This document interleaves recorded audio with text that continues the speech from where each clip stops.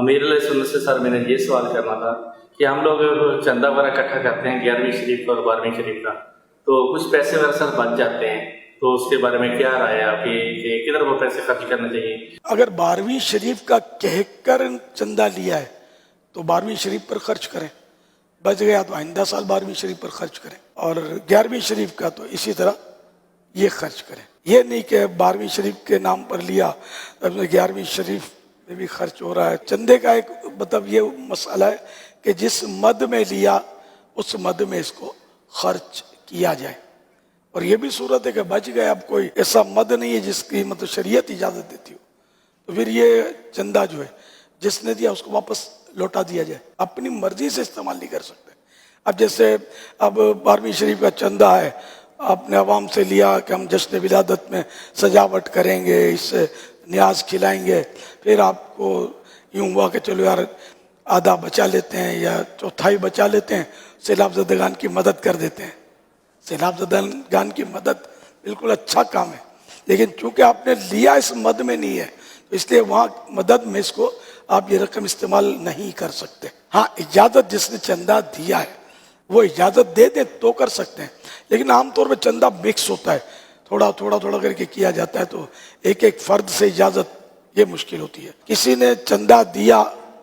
بھائی مثال کے طور پہ 12,000 چندہ دیا، تو اس کو چندہ جیسے اس نے دیا تو اس کو پہلے ہی بات کر لی دینے والے سے کہ ہم اس سے یوں بھی کریں گے یوں بھی کریں گے، کچھ ہم اس کو فلاں غریب کی مدد بھی کر دیں گے، تو وہاں کہہ دے وہ تو پھر کر سکیں گے، ورنہ نہیں۔ تو جس نے اجازت دی اسی کے پیسوں سے آپ وہ مدد کر سکتے ہیں، جس کو آپ نے پوچھا نہیں ہے اور لیا جشن ولادت کے نام پر ہے، اس کی رقم سے نہیں کر سکتے، یعنی اپنے قیاس نہیں کر سکتے اس میں کہ یہ خوش ہوگا منع نہیں کرے گا، اس سے یہ قیاس امام اعظم ابو حنیفہ کا، تیرا میرا نہیں، ہمارا کام نہیں ہے۔ یہ جو بھی کر رہے ہیں یہ بہت بے احتیاطیاں ہو رہی ہوتی ہیں، فضول خرچیاں بہت ہو رہی ہوتی ہیں۔ جب تک چہل پہل ہوتی ہے بتیاں جلی بھی رکھنی ہے،